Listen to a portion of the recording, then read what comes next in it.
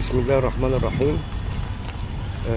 واضح كده ان مساكن اسكو وقعت من على الخريطة، مش موجودة في الخريطة نهائي.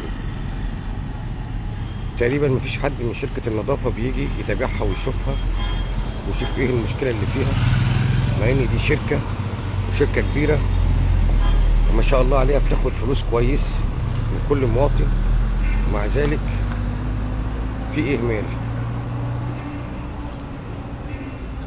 زي ما انتم شايفين الزبالة قفلت الطريق.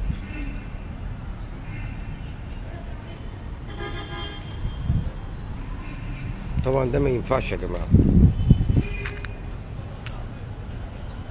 هنا الطريق عام اتقفل، يعني اتقفل من الزبالة. ده ما يصلحش. اتمنى يبقى فيه اهتمام شوية يا جماعة، ما ينفعش الكلام ده.